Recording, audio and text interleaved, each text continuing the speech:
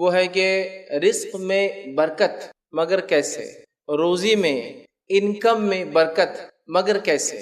یہ ایک ایسا سلگتا ہوا، جلتا ہوا برننگ ٹاپک ہے کہ ہر شخص جو گریجویشن ختم کرتا ہے، نوجوانوں کے اعتبار سے اگر کہوں تو جو ڈسکشن اور جو موضوع اور جو ٹاپک ہوتا ہے خاتمے کے وقت اور خاتمے کے بعد جب دو دوست ملتے ہیں کہ کیا چل رہا ہے، کتنی انکم ہو رہی ہے، کمائی کا کیا معاملہ ہے، لوگ ایک دوسرے سے ملاقات کرتے ہیں، میل جول کرتے ہیں، تو یہ سوال تب بھی آتا ہے کیسا چل رہا، مطلب روزی روٹی کا معاملہ کیا چل رہا ہے، انکم کا معاملہ کیا ہے۔ تو گویا یہ ایک ایسا ٹاپک ہے جس کے لیے ہم دیکھتے ہیں کہ صبح سے شام تک ابن آدم، آدم کی اولاد، ہم انسان محنت اور مشقت کرتے ہیں، اور اس ٹاپک کو اتنا حساس اس لیول تک لے جایا جا رہا ہے، یا اس لیول تک ہم اس پر بات کرتے ہیں اور اتنا سنجیدہ ہو جاتے ہیں کہ اللہ رحم کرے کہ کبھی کبھار دین اور اسلام کو بھی چھوڑ دیتے ہیں، اس لیے کہ رزق کا مسئلہ ہے نا، روزی کا مسئلہ ہے۔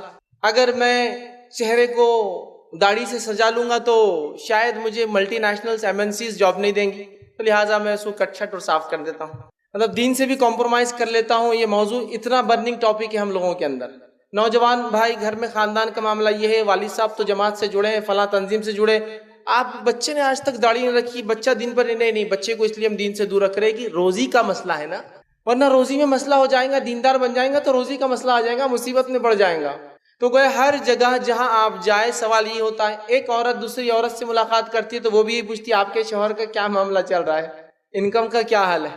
تو گویا روزی کے تعلق سے ہر شخص سوال کرتا ہے، ہم میں سے ہر شخص پریشان نظر آتا ہے، اور کبھی کبھار تو یہ حالت ہوتی ہے کہ ہم لوگ یہ سوچنے لگتے ہیں، اللہ رحم کرے، یہ سوچنے لگتے ہیں کہ دین میں شاید، اسلام میں شاید روزی کے تعلق سے کوئی رہنمائی نہیں، کوئی گائیڈ لائنز نہیں ہے، لہٰذا اگر ہم دین پر چلیں گے تو پھر مسکینی کی، بھوک مری کی، اور جو ہے جس میں کہیں گے رزق کی تنگی، جس کو کہیں گے روزی کی تنگی، انکم کی تنگی والی زندگی گزاریں گے۔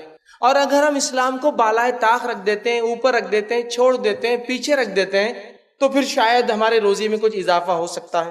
اور یہ معاملہ بے دین لوگوں کے تعلق سے میں نہیں کہہ رہا ہوں، یہ معاملہ وہ ہے جو اپنے آپ کو دیندار کہتے ہیں، ان کا یہ حال ہے۔ ابھی تو رہا معاملہ وہ جو دین سے دور ہے، وہ تو اللہ رحم کرے، انہوں نے تو اپنے جہاں وہ کماتے ہیں، جو ان کا باس ہے، جو ان کی کمپنی ہے، اللہ رحم کرے، اسی کو اپنا معبود سمجھ لیا، رزاق سمجھ لیا، رزق دینے والا سمجھ لیا، وہ جو کہیں گا اس کے لیے سب کچھ کریں گے، اس لیے کہ وہ رزق دینے والی ذات انہوں نے اس کو سمجھ لیا ہے۔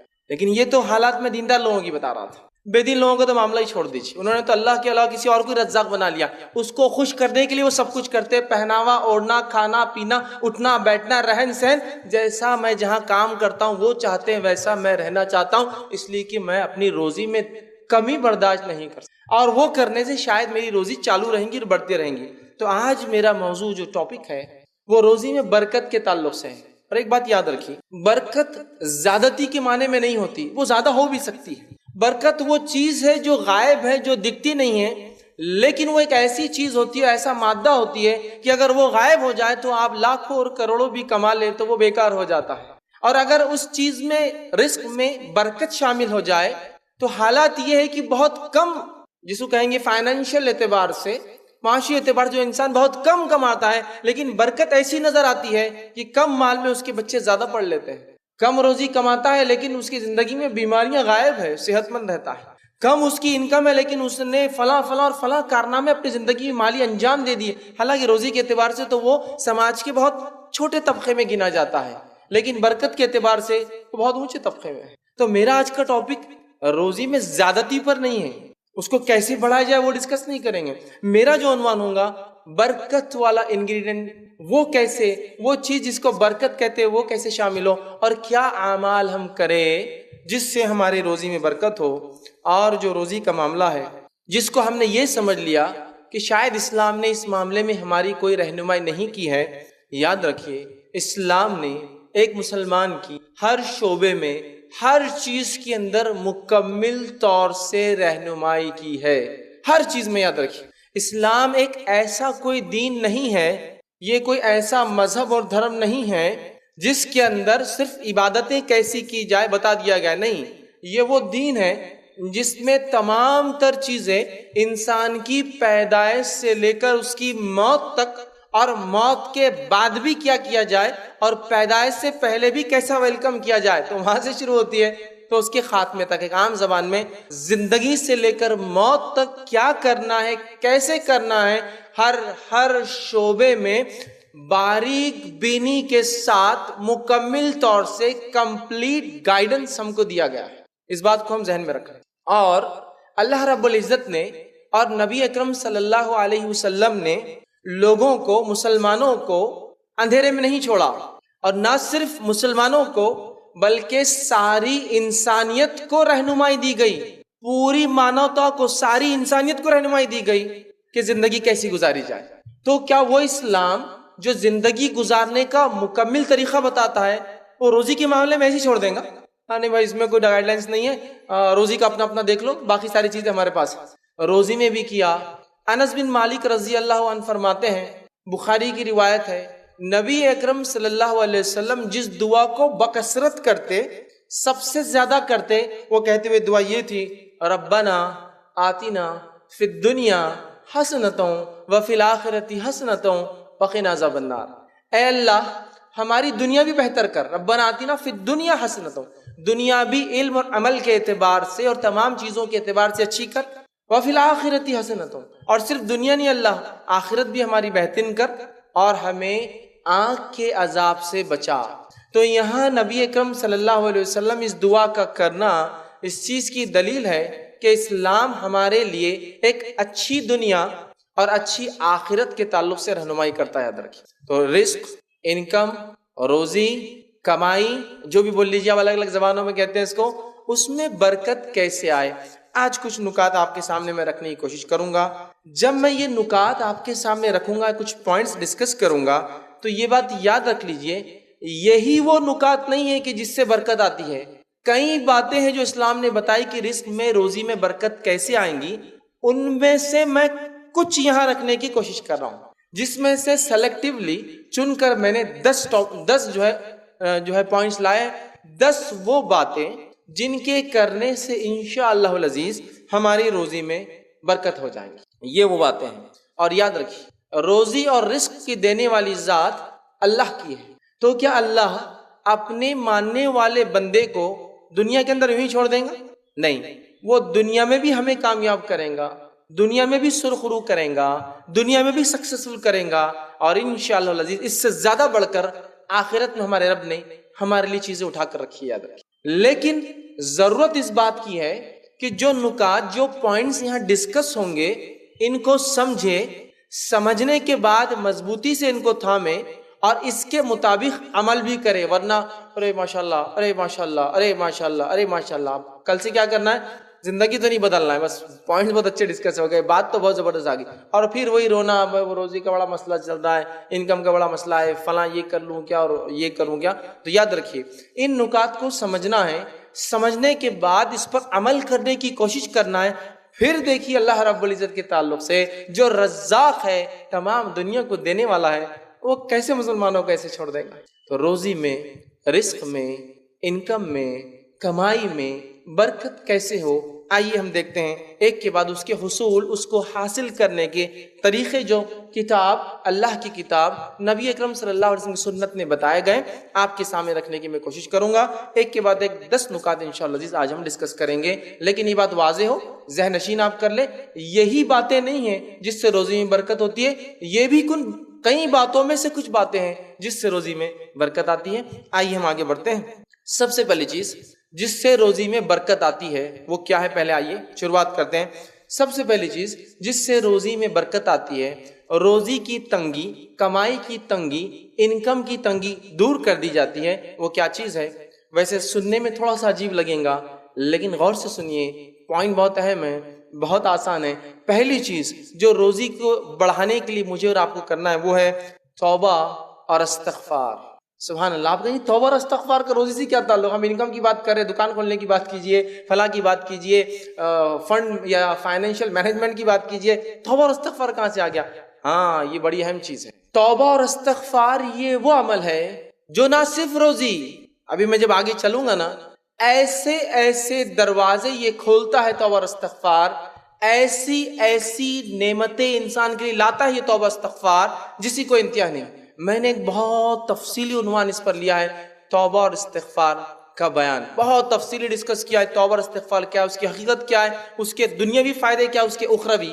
یہاں میں تفصیلات میں نہیں جاؤں گا، لیکن پہلا پوائنٹ جو آ جائے، روزی میں برکت کا پہلا ذریعہ سن لیجئے، توبہ اور استغفار. اپنے رب کی طرف رجوع کیجئے، پلٹیے، گناہوں اور معصیت سے توبہ کرنا اور اپنے رب کی طرف پلٹنا. استغفار وہ عمل ہے جس کے ذریعے انسان اللہ سے دعا کرتا ہے کہ میرے گناہ معاف ہو، اور توبہ وہ عمل ہے جس سے وہ پلٹتا ہے اور پلٹنے کے بعد استغفار کرتا ہے. توبہ کہتے ہیں پلٹنے کو، رجوع کرنے کو، اور استغفار وہ کلمات ہے جو ادا کرتا ہے انسان اس توبہ کے لیے کہ اللہ جو گناہ ہو چکے اب میں پلٹتا ہوں ان گناہوں سے، اب نہیں کروں گا، منہ موڑتا ہوں، اور پھر ان گناہوں کی معافی کے لیے استغفار کرتا ہے. تو توبہ پلٹنا اور استغفار پلٹنے کے بعد پچھلے گناہوں کی معافی مانگنا. تو یہ تعلق ہے توبہ اور استغفار کا. وہ ایک ساتھ ہی استعمال ہوتے ہیں کبھی بھی، لیکن دونوں میں تھوڑا سا فرق ہے. توبہ پلٹنا، استغفار پلٹنے کے بعد پچھلے جو گناہ اس کے لیے معافی مانگنا. بہت چھوٹا عمل ہے، لیکن نہ اس کو ہم روزی میں برکت کا ذریعہ سمجھتے ہیں کبھی، نہ کبھی سوچتے ہیں، بلکہ سالوں سال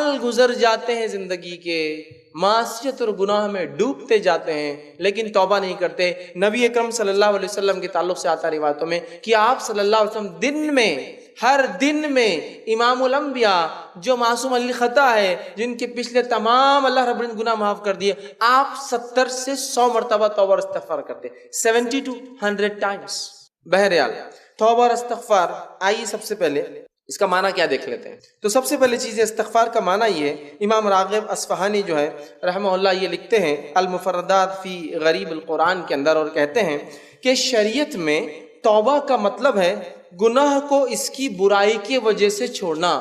گناہ کو اس کی برائی کی وجہ سے چھوڑنا، اس لیے نہیں چھوڑنا کہ اب بیٹی بڑی ہوگی تو رشتے نہیں آئیں گے میرے گناہ کی وجہ سے، اس لیے نہیں کہ لوگ کیا بولیں گے. توبہ کو خالص اس کے برائی کی وجہ سے کہ میرے رب نے اس کو حرام قرار دیا اس لیے میں نہیں کروں گا، برائی کی وجہ سے چھوڑنا.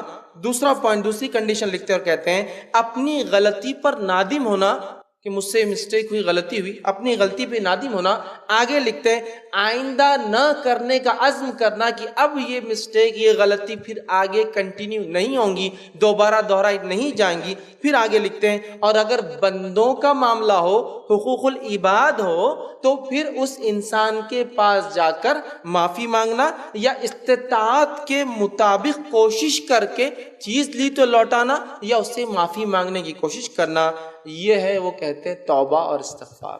یہ ہے توبہ، یہی پلٹنا اپنے گناہوں سے، یہ توبہ کہتے ہیں اس کو. 4 چیزیں بتائی، گناہوں کو اس کی معصیت کی وجہ سے چھوڑنا، دوسرا جو ہے اپنی غلطی پہ نادم ہونا، تیسرا اس عمل کو پھر نہیں دہرانا، اور چوتھا بندوں کا معاملہ ہو تو چیز لی ہو تو لوٹا دینا یا جتنا ہو سکے اس سے معافی مانگنا، طاقت استطاعت کے اعتبار سے معافی مانگنا. یہ ہے توبہ اور استغفار. امام نووی رحمہ اللہ بھی اسی قسم کی کچھ مثال دیتے ہیں اور 4 کنڈیشن، 4 پوائنٹس توبہ کے لیے لاتے ہیں. آگے آئیے، توبہ اور استغفار حصول رزق میں برکت کا ذریعہ، اس کی دلیل لیجئے. اللہ رب العزت فرماتا ہے سورہ نوح، سورہ نمبر جو ہے 71، آیت نمبر 10 سے لے کر 16. اللہ رب العزت نے نوح علیہ السلام کو اپنی قوم کو دعوت دینے کا حکم دیا. آپ نے قوم کو دعوت دی، اور جب دعوت دی اس کے بعد قوم ایمان نہیں لائی تو آپ نے اللہ رب العزت کے سامنے ایک رپورٹ پیش کی، کنکلوژن پیش کیا اور کہا اللہ اب میں نے سب کچھ کر دیا اس قوم کو، اب عذاب لا. تو جب آپ رپورٹ پیش کر رہے ہیں تو کچھ باتیں کہہ رہے اللہ سے کہ کیا کیا آپ نے 950 سال تک لوگوں سے کہا. اس میں ایک بات کہتے ہیں جو کہ اللہ رب العزت نے آیت نمبر 10 سے لے کر 16 میں دوران فرمایا، قُلْتُ اسْتَغْفِرُوا رَبَّكُمْ إِنَّهُ كَانَ غَفَّارًا. اے اللہ میں نے ان کو بہت بلایا تیری طرف اور بار بار کہا کہ اپنے رب سے استغفار کرو، توبہ کرو اپنے شرک، اپنے معصیت اور گناہوں کے تعلق سے. إِنَّهُ كَانَ غَفَّارًا، یقین تمہارا رب تمہیں ضرور معاف کر دے گا ان گناہوں کے. تو اللہ میں نے ان کو بلایا، استغفار کرنے کا حکم دیا، بار بار کہا پلٹ جاؤ، اپنے گناہوں سے معافی مانگو اور تمہارے رب کو تم معاف کرنے والا پاؤں گی. آگے فرمائے یرسل السماء علیکم مدرارا، اور اگر تم توبہ کر لو گے اپنے رب سے سچی تو اللہ تعالیٰ آسمان سے موسلا دھار بارش کو برسائیں گا. سبحان اللہ. استغفار کا پہلا فائدہ جو نوح علیہ السلام اپنی قوم کو بتا رہے ہیں، جو کہ اللہ کی طرف سے وحی تھی، وہ ہے मूसलाधार कंटिन्यूसली ऐसी बारिश जो नफा बख्श होती बरसाएंगा। फिर फरमाया वयुमदिदकुम बिअमवालिन व बनीन, और अल्लाह तुम्हें बढ़ा देगा अमवाल माल के अंदर, व बनीन और लड़के चाहते हो ना तो लड़कों के अंदर। इंसान क्या चाहता है? मुझे लड़के चाहिए, तो कहा तुम्हें बढ़ा देगा तुम्हारे लड़कों के अंदर। फिर आगे फरमाया वयजअल लकुम जन्नातिन वयजअल लकुम अनहारा, और तुम्हारे लिए बागात लगा देगा और उसमें से नहरें गुजार देगा। बागात होना एक नेमत है, लेकिन पानी ना हो तो बाग और खेती बेकार है, उसमें से नहरें गुजार देगा। कितने फायदे इस्तिग़फ़ार के सिर्फ इन 6 आयतों में नूह अलैहिस्सलाम अपनी कौम को समझा रहे हैं। एक फायदा उसमें क्या है, वो क्या करेंगे अल्लाह ताला, युमदिदकुम बिअमवाल, तुम्हें माल में बढ़ा देगा। क्यों? इस्तिग़फ़ार की वजह से। क्या फायदा इस्तिग़फ़ार का? आगे बढ़ते हैं हम। जो है हसन बसरी रहमहुल्लाह, इनके पास कुछ लोग आए, जिसको तफसीर कुर्तबी, इमाम कुर्तबी नकल किया इस वाक़े को। उनके पास कुछ लोग, एक आदमी और कहा कि हसन बसरी रहमहुल्लाह बारिश नहीं हो रही हमारे पास, खैर साली क्या करूँ? तो कहा इस्तिग़फ़ार करो। दूसरा एक शख्स आया, कहा तंग दस्ती है, रिस्क में कमी है, क्या करूँ? तो कहा इस्तिग़फ़ार कर। फिर तीसरा इंसान आया, कहा मैं बे औलाद हूँ, मुझे औलाद नहीं, बच्चे नहीं है, तो कहा जा इस्तिग़फ़ार कर। और इसी तरह एक शख्स आया, मेरा बाग खुश्क हो जाता है, सब कुछ है पानी वगैरह, लेकिन बाग में लगता नहीं कुछ, तो कहा जा इस्तिग़फ़ार कर। तो शागिर्द ने कहा उस्ताद 4 लोग 4 अलग अलग मसले, जवाब एक ही, इस्तिग़फ़ार इस्तिग़फ़ार इस्तिग़फ़ार इस्तिग़फ़ार। तो आपने फिर ये आयत पढ़ी और सूरह नूह की कहा कि नूह अलैहिस्सलाम ने क्या कहा था अपनी कौम से, क्या है मेरी कौम, कुल तुस्तग़फ़िरू रब्बकुम इन्नहु काना गफ़्फ़ारा युरसिलिस समा अलैकुम मिदरारा, कि बारिश बरसाएंगा। फिर वयुमदिदकुम बिअमवालिन बनीन, तुम्हें माल में औलाद में बढ़ा देगा। तो कहा मसले 4, हल एक है, सिर्फ इस्तिग़फ़ार। तो इस्तिग़फ़ार की कसरत याद रखिए हम करें। मुस्नद अहमद में अब्दुल्लाह इब्न अब्बास रज़ी अल्लाह उनकी एक रिवायत है, फरमाते हैं कि नबी अकरम सल्लल्लाहु अलैहि वसल्लम फरमाया, कहा जिसने कसरत से अपने गुनाहों की तौबा की, इस्तिग़फ़ार किया, जिसने कसरत से अपने गुनाहों की तौबा की, तो फरमाया अल्लाह इसको हर गम से नजात देगा। सुभान अल्लाह, क्या फायदा इस्तिग़फ़ार का, हर गम से। ये आयत से हटकर फायदे आ रहे हैं। हर गम कौन सा इंसान है हमें से जो आज गम और परेशानी मुब्तला नहीं है? हर गम से नजात देगा। दूसरा, हर मुश्किल से निकाल देगा। कौन है जो मुश्किल में फंसा नहीं है? हल इस्तिग़फ़ार, हर मुश्किल से निकाल देगा। तीसरा फायदा, और वहां से रिज़्क़, रोजी रोटी, इनकम कमाई देगा जहां से उसने सोचा भी नहीं होगा, जहां से उसने सोचा भी नहीं होगा, वहां से रोजी देगा। किसको? जो इस्तिग़फ़ार करेगा, जो इस्तिग़फ़ार करेगा। कितने फायदे इस्तिग़फ़ार के? पहली चीज। दूसरा अमल हम क्या करें कि रोजी में बरकत हो, रोजी ज्यादा हो। ये भी इसमें ज्यादती भी है ना, माल में बढ़ा देगा, रोजी ज्यादा और बरकत हो। तो दूसरा अमल है अल्लाह का तक़वा इख्तियार करे। तक़वा एक दिल की कैफियत है, लेकिन जाहिर सी बात है उसके असरात जिस्म से और औसाफ से छलकते भी है। नहीं तो खाली दिल के हद तक नहीं मामला निकलता है, दिल में जो होता है इंसान के, उसके आज़ा और जवारों से नजर आता है कि हाँ ये आदमी ऐसा है। तो दूसरा काम जो करना है तक़वा इख्तियार करना। इमाम नववी रहमतुल्लाह लिखते हैं तक़वे के ताल्लुक से, और ये जो है तहरीर अल्फाज अतंबिया एक किताब में वो लिखते हैं, उनके अल्फाज यूँ हैं तक़वे के ताल्लुक से, अल्लाह ताला के हुक्म करदा चीज़ों के ताल्लुक से अमल करना, और जिन चीज़ों से अल्लाह ने मना किया उससे जो है रुक जाना और इसकी पाबंदी करना, और ऐसे कामों से बचना जो अल्लाह ताला की नाराज़गी को और अजाब को लेकर आते हैं। यह तक़वा, अल्लाह के अहकाम पर अमल करना, जिससे मना किया रुक जाना, और गुनाहों से अपने आप को रोक लेना, और जिन कामों से अल्लाह नाराज़ होता है वो काम नहीं करना, इसे कहते तक़वा।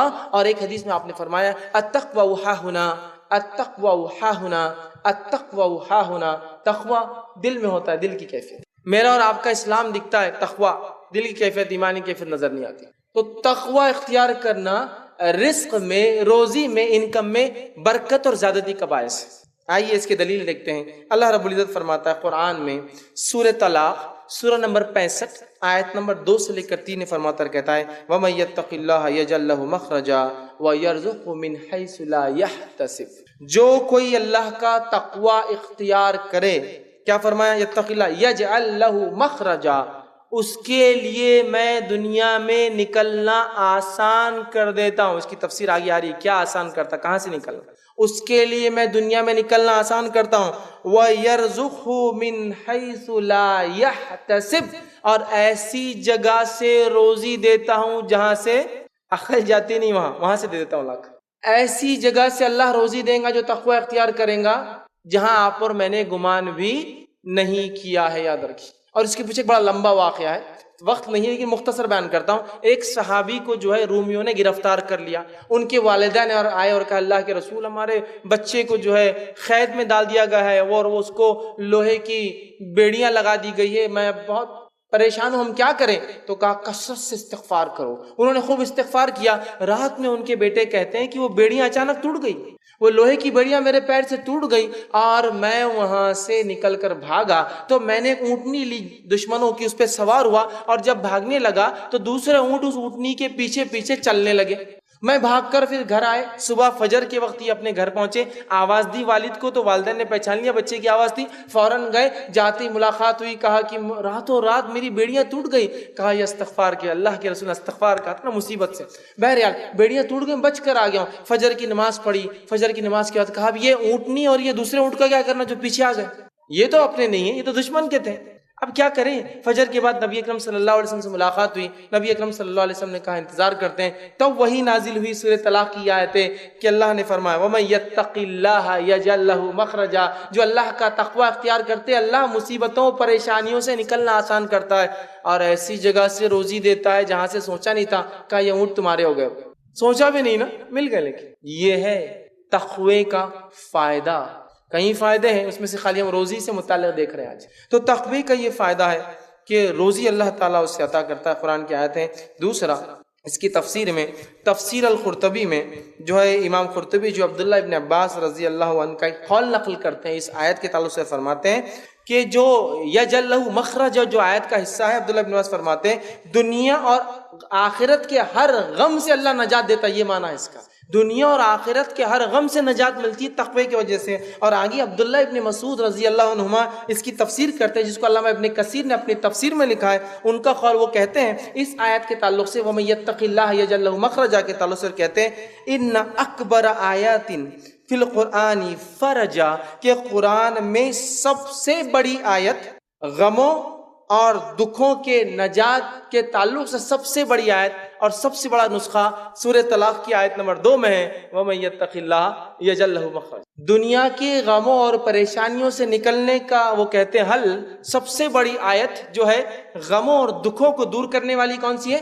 وَمَن يَتَّقِ اللَّهَ يَجْعَل لَّهُ مَخْرَجًا، جو تقوی اختیار کرے اللہ اس کے لیے دنیا اور آخرت کے ہر غم سے نکلنا آسان کر دیتا ہے، اور واقعی میں یہ اس کے فائدے ہیں۔ اس تعلق سے جو ہے ایک اور آیت آتی ہے جو تقوی کے تعلق سے کہ اس سے اللہ روزی میں برکت دیتا ہے، جو کہ سورہ اعراف میں اللہ فرماتا اور کہتا ہے وَلَوْ أَنَّ أَهْلَ الْقُرَىٰ آمَنُوا وَاتَّقُوا لَفَتَحْنَا عَلَيْهِمْ بَرَكَاتٍ مِّنَ السَّمَاءِ وَالْأَرْضِ۔ اللہ فرماتا اور کہتا ہے وَلَوْ أَنَّ أَهْلَ الْقُرَىٰ آمَنُوا، اگر اس بستی والے ایمان لا لیں، وَاتَّقُوا اور تقوی اختیار کر لیں، تو کیا کریں گے اللہ تعالیٰ؟ لَفَتَحْنَا عَلَيْهِمْ بَرَكَاتٍ مِّنَ السَّمَاءِ وَالْأَرْضِ، تو ہم دروازے کھول دیں گے زمین اور آسمان کی برکت کے، ہم زمین و آسمان کی برکت کے دروازے کھول دیں گے تقوی اختیار کرنے والی قوم اس بستی کے لیے۔ تو یہ ہے تقوی کا فائدہ۔ اور عبداللہ بن عباس رضی اللہ عنہ فرماتے ہیں، تفسیر جو ہے ابی مسعود کے اندر ان کا ایک قول آتا ہے، وہ کہتے ہیں فرماتے ہیں کہ جو لفتحنا علیہم اس کا کیا معنی ہے، اللہ وہ فرماتے ہیں کہ بستی والے ایمان لائے تو کر دیں گے، وہ کہتے ہیں فرماتے ہیں کہ اللہ تعالیٰ ان لوگوں کے لیے فرماتا جو ایمان لائے تو ہم ان کے لیے خیر کو عام کر دیتے ہیں اور اس کو ہر جانب سے حاصل کرنا بھی آسان کر دیتے ہیں۔ یہ زمین و آسمان کے دروازے کھول دیں گے، اس کا معنی ہے اللہ تعالیٰ خیر کو عام کر دیں گا، اور صرف عام نہیں اس کو حاصل کرنا بھی آسان کر دیں گا، ہر جانب جہاں سے چاہے کلیکٹ کرے خیر کو۔ اور واقعی میں جو بستی والے ایمان لاتے ہیں، جیسا ایمان لانے کا حق ہے، میں نے اپنی زندگی میں مشاہدہ کیا ہوں، سفر کرتا ہوں، اللہ نے ایسی برکت دے دی جو کتاب اور سنت پر اور توحید پر جن کی زندگیاں گزر رہی ہے اور تقوی اختیار کر رہے ہیں، کہ اللہ نے دنیا کی ایسی مال و دولت نعمتیں دی ہے کہ کبھی کبھار غربت کو اور غریبی کو دیکھنے کے لیے ترسنا پڑتا ہے، وہاں برکتیں دے دی اللہ تعالیٰ، صحت کی، اولاد کی، زمین اور جائیداد کی، روپیوں اور پیسے کی، کھیت اور کھلیانوں کی، اور جو ہے بیوی اور بچوں کی عظیم نعمتیں دے دی، اور صحت توانائی کی زندگیاں گزار رہے ہیں دنیا کی بہترین اور آخرت کی۔ یہ ہے تقوی کا فائدہ۔ تو بستی والے اگر ایمان لا جیسے حق ہے تو یہ فائدہ ہوگا، آسمان اور زمین کی برکت کے دروازے کھول دیے جائیں گے۔ تقوی کا یاد رکھیے یہ فائدہ ہے۔ اب تقوی جو ہے اس کو ہم کو بجا لانا ہے، یاد رکھیے گناہوں سے اپنی نفس کو بچانا ہے اور نیکی کی طرف بڑھنا ہے۔ تیسری چیز یاد رکھیے جو رزق کے حصول کے لیے، بڑھوتری کے لیے، زیادتی کے لیے کریں گے وہ یہ ہے اللہ تعالیٰ پر توکل، اللہ تعالیٰ پر اعتماد، اللہ تعالیٰ پر ٹرسٹ، اللہ تعالیٰ پر جو ہے بھروسہ. توکل بڑا اہم ذریعہ ہے رزق میں اضافے کا، رزق میں برکت کے تعلق سے. اور امام غزالی رحمہ اللہ فرماتے، احیاء علوم الدین کے اندر لکھتے ہیں کہ توکل کہتے کس کو ہے. وہ کہتے اور فرماتے ہیں توکل یہ ہے کہ دل کا اعتماد صرف اس پر ہو جس پر توکل کرنے کا دعویٰ کیا گیا ہے. دل کا اعتماد اسی ذات پر ہو جس پر توکل، بھروسہ، ٹرسٹ کرنے کا ہم نے جو ہے دعویٰ کیا ہے کمپلیٹلی. یہ نہیں کہ بس دل میں ہے کہ اللہ پر توکل، یا زبان پہ اللہ پر توکل اور بعد میں ارے ان کو نہیں خوش کرے تو معاملہ جمتا نہیں.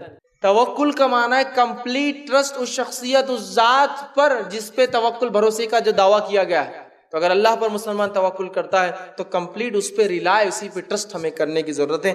آگے امام مناوی رحمہ اللہ لکھتے ہیں اس کے تعلق سے جو ہے فیض القدیر کے اندر توکل کسے کہتے ہیں، فرماتے ہیں کہ توکل بندے کے اظہار عجز، بندہ اپنی عاجزی کا رب کے سامنے اظہار کرتا ہے کہ اللہ میں کچھ بھی نہیں ہوں، میری کوئی حیثیت، کوئی اوقات نہیں، تیری ذات سب کچھ ہے، تو ہی دے. عجز، عاجزی، ٹھیک ہے، عاجزی کا اظہار کرتا ہے. اور جس پر توکل کیا گیا ہے، بھروسہ کیا گیا ہے، اس پر مکمل بھروسے کو توکل کہا جاتا ہے، کمپلیٹ ٹرسٹ. تو اگر کوئی توکل اختیار کرے تو اللہ تعالیٰ اس کی روزی میں برکت دیں گا، بڑھائیں گا. اس تعلق سے بہت ساری روایتیں آتی ہیں، میں چند آپ کے سامنے رکھوں گا. مسند احمد اور جامع ترمذی کی روایت ہے، نبی اکرم صلی اللہ علیہ وسلم فرمایا، عمر ابن خطاب رضی اللہ عنہ اس کے راوی فرماتے اور کہتے ہیں اگر تم، آپ نے فرمایا اگر تم اللہ پر ویسا بھروسہ اور توکل کرو جیسے پرندے اللہ پر توکل اور بھروسہ کرتے ہیں، اگر تم اللہ پر ویسا ٹرسٹ، ویسا ریلائنس رکھو، ویسا بھروسہ کرو جیسا پرندے اللہ پر توکل کرتے ہیں کہ وہ صبح اپنے گھونسلوں سے نکلتے ہیں خالی پیٹ اور شام جو ہے بھر پیٹ جو ہے واپس آتے ہیں. کیا فرمایا؟ اگر تم ویسا توکل کرنے لگو جیسا کہ پرندے توکل کرتے ہیں تو تمہیں جو ہے جیسا وہ صبح خالی پیٹ نکلتے شام بھر پیٹ آتے ہیں تو اللہ تعالیٰ بھی تمہیں ان کے طرح عطا فرمائیں گا.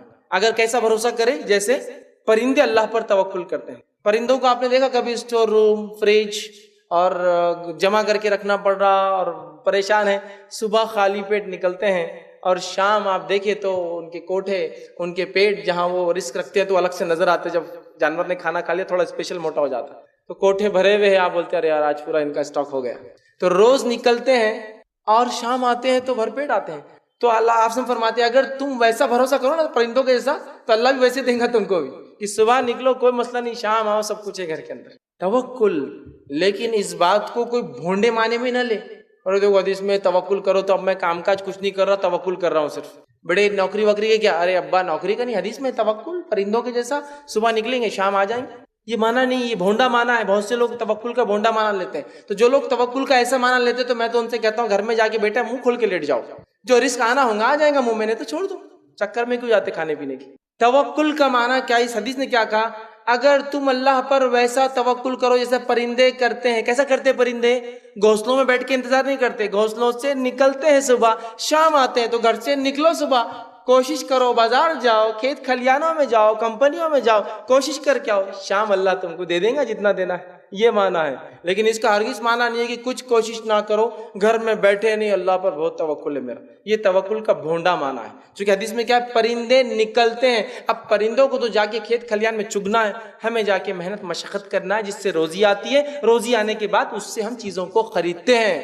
یہ کام کرنا ہے. پرندوں کا ایسا بھروسہ کہ میرا رب مجھے دینے والا ہے، میرا رزق لکھا ہوا ہے، میں اس کے لیے کوشش کروں گا. عبد الرحمن ابن عوف رضی اللہ عنہ جو ہے مکہ سے جو ہے مدینہ آتے ہیں ہجرت کر کے، اور آپ صلی اللہ علیہ وسلم ان کی مواقعات، ان کا بھائی چارہ ایک جو ہے مدینے کے ایک شخص سے، ایک صحابی سے باندھ دیتے ہیں.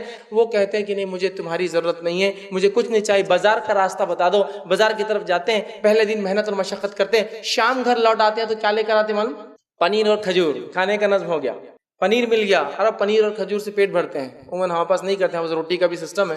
پنیر اور کھجور لائے، اس دن کا کھانا ہو گیا. تو عبد الرحمن ابن عوف نے یہ نہیں سوچا مکہ میں تو میں کروڑ پتی تھا، ملینئر تھا، اب مدینے کے کیا گلیوں میں جا کر میں کام کاج کروں گا. عبد الرحمن ابن عوف کو مانگنا پسند نہیں تھا، لینا پسند نہیں تھا، حالانکہ لینا جائز تھا اس موقع پر. پھر بھی آپ بولے نہیں مجھے بازار کا راستہ بتا دو، جزاک اللہ تمہیں جزائے خیر دے، یہ نہیں چاہیے تمہارے، میں جاتا ہوں۔ بازار گئے، محنت مشقت کی، اور یہی عبد الرحمن ابن عوف جب انتقال کر گئے تو حالت یہ تھی کہ ان کے جو ہے وراثت جب تقسیم کی گئی تو مدینے کے لکڑہاروں کے ہاتھوں پر چھالے آ گئے تھے اور کئی دن لکڑی نہیں کٹی، اس لیے کہ جو سونا اور چاندی گھر میں تھا اس کو جب توڑا گیا تو چونکہ وہ تولنے کے لیے توڑنا پڑا تو لکڑہاروں کو بلایا گیا اس کو بریک کرنے کے لیے، تو چھالے آ گئے تھے ان کے ہاتھوں میں، تو توکل، گھر سے نکل گئے، کہا مجھے ضرورت نہیں ہے، بازار گئے، شام لے کر آ گئے، اللہ نے دیا دیا دیا، جتنا مکہ میں نہیں تھا اس سے زیادہ مدینہ میں کما کر چلے گئے دنیا سے۔ تو یہی یاد رکھے، لیکن ان کا صحابہ کا مقصد کمانا نہیں تھا، لیکن وہ چیز اختیار کرتے تھے جس سے یہ چیز بھی ملتی تھی ان کو۔ یہ بات کو سمجھنا بہت ضروری ہے۔ بہرحال تو کوئی بھونڈا مانا نہ لے، کوشش کرے، محنت کرے، تعلیم حاصل کرے، گھر سے نکلے، کام کاج کے لیے جائے۔ اور بہت ساری بار ہمارے مسلمانوں کا مسئلہ یہ ہے کہ ہم روزی کی تنگی نہیں ہے، اسٹیٹس کے خلاف ہے میرے یہ کام، یہ کام تھوڑی کر سکتے، ایم بی اے اور آپ بول رہے سامنے نہیں ہو سکتا۔ عبد الرحمن ابن عوف کو وہی پرندے والا توکل تھا، میں کروڑپتی تھے اپنے گھر کے، مکہ کے، اب کیا ہے، مدینے آ گئے، سب چلا گیا، چلو نکلو بازار میں۔ مانگنا تو پسند نہیں تھا، بھیک تو پسند نہیں تھی، کسی سے مدد بھی نہیں لینا ہے، حالانکہ نبی نے باندھ دیا کہ بھائی دونوں پارٹنر ہے لے لو، اور انصاری دے رہے تھے، کہا نہیں اس کی ضرورت نہیں، میں چلا جاتا ہوں۔ ہمارا مسئلہ یہ نہیں وہ جمتا نہیں اپنے کو، یہ انتظار کریں گے اپنے۔ ارے میرے بھائی جو حلال روزی ہے شرماؤ مت اس چیز کے حاصل، لگ جاؤ اس میں، اللہ تعالیٰ ایسی برکتیں دیتا ہے۔ ہم نے دیکھا چھوٹے چھوٹے لوگ، آپ لوگ بھی گواہی دے سکتے ہیں، چھوٹے چھوٹے لوگ پتہ نہیں سڑکوں پر کیا بیچتے تھے، آج ان کی دکانوں پہ لائن لگا کے میں اور آپ کھڑے ہوتے اور بولتے بھی یار سیٹھ صاحب جب آئے تھے نا 20 سال پہلے تو یہاں پتہ نہیں کیا توز بیچتے تھے، وہ پیٹرول پمپ پہ پیٹرول بھرتے تھے، چائے کی گاڑی یہاں تھی، اور آج تو ملنے کے لیے نمبر لگانا پڑتا، دے دیا اللہ نے۔ یہ بات اصل ہے، توکل اللہ پر ہو۔ تو بہرحال کوشش کرے، اللہ تعالیٰ دیتا ہے۔ اور اللہ تعالیٰ نے سورہ جو ہے طلاق سورہ نمبر 65 آیت میں 3 فرمایا وَمَن يَتَوَكَّلْ عَلَى اللَّهِ فَهُوَ حَسْبُهُ، جو اللہ پر توکل کرتا ہے اللہ اس کے لیے کافی ہو جاتا ہے۔ اور کیوں نہ ہو، جو اللہ پر بھروسہ کرتا ہے، سچا اعتماد کرتا ہے، کمپلیٹ ریلائنس کرتا ہے، جیسا اعتماد کرنے کا حق ہے، فَهُوَ حَسْبُهُ، اللہ اس کے لیے کافی ہو جاتا ہے۔ عبد الرحمن ابن عوف نے توکل کیا، نکل گئے بازار میں، فَهُوَ حَسْبُهُ، اللہ کافی ہو گیا ان کے لیے۔ یہ اصل چیز ہے۔ تو توکل ہم کہاں کرتے اللہ پر، پتہ نہیں کس کس پر بھروسے ہمارے، ارے ان سے کرے نا، انہوں ایجنٹ نوکری لگائی دیتے، رزق مل ہی جاتا، ارے ان کی بات سنے نا تو فلاں ہو جاتا، ارے چھوڑیے اللہ پر توکل۔ اسباب کو تلاش کرنا، اسباب سے ذریعے سے جانا حرام نہیں ہے، لیکن اسباب کو پکڑ کے بیٹھے ہوئے ہیں، باقی چیزیں غائب ہو چکی ہے۔ توکل، بھروسہ، اعتماد جیسا ہونا چاہیے، یاد رکھیے۔ تو یہ بڑی اہم بات ہے، یاد رکھیے۔ اور یہ غلط فہمی جو ہوتی ہے، توکل کا معنی کیا کوشش نہیں کرنا ہے، توکل کا معنی کوشش کرنا ہے، یہ بات سمجھنا ضروری ہے۔ پرندے نکلتے ہیں، حدیث کے اندر ہے۔ آئیے کوئی روایت ابن حبان کی روایت ہے، ایک صحابی اور اللہ کے رسول، میں اللہ پر توکل کرتا ہوں، اور توکل یہ کہ جب نماز کو آتا ہوں تو اونٹنی کو کھلا چھوڑ کے آ جاتا ہوں۔ میرا توکل کیا ہے؟ اونٹنی کھلا چھوڑ کے آتا ہوں۔ آپ نے فرمایا یہ توکل نہیں ہے، اونٹنی کا پہلے گھٹنا رسی سے باندھ اور پھر اللہ پر توکل کر۔ توکل یہ نہیں کہ گاڑی کو کھلا چھوڑ دیا، چوری ہونا ہوں گی نہیں تو نہیں، توکل اللہ پر پہلے لاک کرو، پھر چوری ہونا ہوں گی تو ہو جائیں گی، وہ ایک الگ مسئلہ ہے، لیکن اپنی کوشش پہلے۔ تو کہا میں اللہ پہ توکل کرتا ہوں، کیسے؟ تو کہا اونٹ کو چھوڑ کے آیا تھا نماز کے لیے کھلا، کہا نہیں، اونٹ کا پیر پہلے باندھو پھر اللہ پر توکل کرو، کوشش کرو جو اپنے سے ہوتا ہے، پھر اللہ کو جو کرنا ہے وہ کریں گا۔ تو خوب کوشش کیجئے توکل کے ساتھ۔ توکل جب میں سمجھا رہا ہوں تو بیٹھنا نہیں اپنے گھروں پر، کوشش کرنا ہے۔ دیکھیے اللہ تعالیٰ کیسے کیسے روزی دیتا ہے۔ چوتھی چیز، چوتھا نقطہ، چوتھا پوائنٹ جو روزی میں اضافہ اور اس کا ذریعہ بنتا ہے وہ ہے صلہ رحمی کرنا۔ صلہ رحمی سمجھتے ہیں؟ صلہ رحمی کا معنی ہوتا ہے، رحم کہتے ہیں عورت کے پیٹ میں ایک حصہ ہوتا ہے جس میں بچہ پلتا اور بڑھتا ہے پیدائش سے پہلے، اس کو کہتے ہیں رحم، یوٹرس، مادر رحم بولتے ہیں نا ہم زبان میں، ماں کے پیٹ میں۔ تو صلہ رحمی مطلب رحم کو جوڑنا، مطلب رحم کے وجہ سے جو رشتے آتے ہیں ان کو جوڑے رکھنا۔ اور خطا رحمی کا معنی ہوتا ہے، خطا مطلب کاٹنا، توڑنا، الگ کرنا۔ خطا رحمی جو رحم سے رشتے آتے ہیں ان کو توڑنا۔ تو رشتوں کو جوڑنے سے رزق میں اضافہ ہوتا ہے، اور میرے پورے 10 نکات میں سب سے جلدی جس سے رزق میں اضافہ ہوتا ہے وہ یہی پوائنٹ ہے۔ کسی کو فاسٹ کیش کرنا ہے نا، ایزی، تو یہی پوائنٹ ہے اس کے لیے۔ تو اس کے جو فائدے حدیث میں آئے وہ ایسی ہے کہ یہ کر لو تو سب سے جلدی، سب سے فاسٹ ملتا ہے اس کا بدلہ۔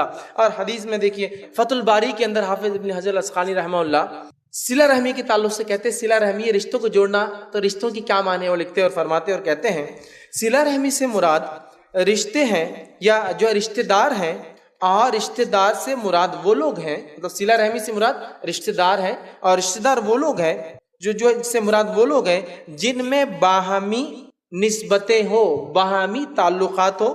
یہ تعلقات وراثت کے اعتبار سے مطلب وہ چاہے تو وارث ہو یا غیر وارث بھی ہو سکتا ہے. مطلب بیٹا اور بیٹی تو وارث ہوتے ہیں، لیکن بھتیجا اور بھتیجی، اگر بیٹا بیٹی تو بھتیجا نہیں ہوتا ہے تو غیر وارث بھی ہو سکتا ہے. محرم اور غیر محرم بھی ہوتے ہیں، مطلب رشتہ دار کبھی محرم ہوتے ہیں اور کبھی غیر محرم. جیسا میری جو ہے مامی میری رشتہ دار ہے لیکن میرے لیے غیر محرم ہے، رشتہ دار تو ہے نا لیکن ٹھیک ہے. چاچی غیر محرم ہے لیکن رشتہ دار تو ہے میری، سمجھا. تو وہ کہتے ہیں کبھی رشتہ دار وارث ہوتے ہیں، کبھی غیر وارث ہوتے ہیں، کبھی محرم بھی ہوتے ہیں، کبھی غیر محرم بھی ہوتے ہیں، لیکن یہ رشتے ہیں. اور رشتوں کی تین قسمیں. ایک رشتے ہوتے ہیں جو پیدائش سے انسان لاتا ہے، ننیالی اور ددیالی رشتے. دوسرے رشتوں کی قسم ہوتی ہے وہ جو ہے سسرالی رشتے، ان لاز، مطلب بردر ان لا، مطلب سالہ جو بولتے ہیں، مطلب وہ بیوی کا چونکہ بھائی ہے اس وجہ سے وہ جو نسبتی بھائی ہو جاتا ہے. ٹھیک ہے، تو یہ ہوتا ہے. اور تیسرے رشتے وہ ہوتے ہیں جو ہم لوگ دوستی کے ذریعے بناتے ہیں، لیکن یہ حقیقی رشتے نہیں، لیکن رشتوں میں کاؤنٹ کیا جاتا ہے اس کو.